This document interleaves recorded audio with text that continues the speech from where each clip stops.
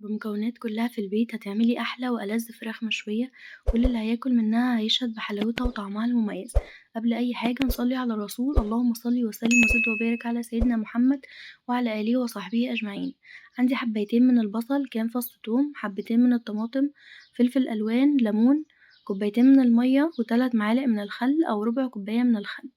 أنا الفلفل الألوان متوفر عندي فأنا استخدمته، انتي ممكن تستبدليه بأي فلفل متاح عندك. هاضيف المكونات كلها في الخلاط وهاضربهم بكوبايتين من المية علشان عايزاهم مفرومين ناعم. ممكن تصفي المكونات بعد ما تتضرب كويس جدا في الخلاط، وممكن تسيبيها كده من غير ما تتصفى. انا سبتها من غير ما اصفيها.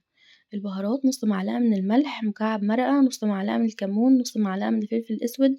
البهارات 7 بهارات، ونص معلقة من البابريكا والكزبرة.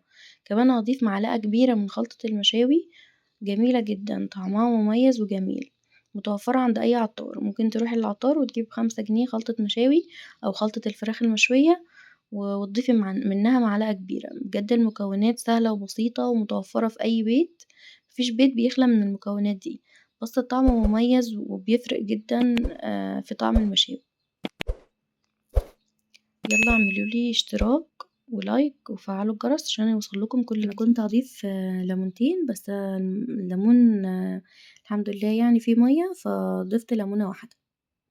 هنا المكونات اختلطت كويس ببعض. هبدأ ان انا اضيفها في بولة واظبط الملح بتاعها. حسيت ان هي محتاجة شوية ملح فظبط لها الملح. تظبطوا الملح حسب رغبتكم، بس خلوها مالحة سنة علشان بس تتبل كويس. وضفت كمان معلقتين من الزيت. انا فاتحة الفرخة زي فتحة المطاعم بالظبط، يعني عاملاها نصين كده، وعاملة فيها فراغات فتحات من جوه. كسرت العظم، يعني لو حابين تعرفوا ازاي عملتها اكتبولي في الكومنتات وهعملكم فيديو بالطريقة.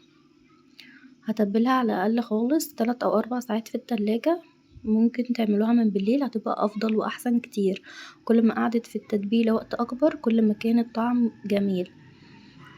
احتفظت بشوية من الخلطة دي على جنب. هعمل كده صينية بطاطس معاها.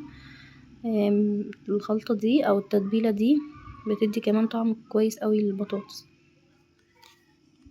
هنا هسيب برضو البطاطس حوالي ساعة لحد بس ما الفرخة تتبل كويس، واسويهم مع بعض.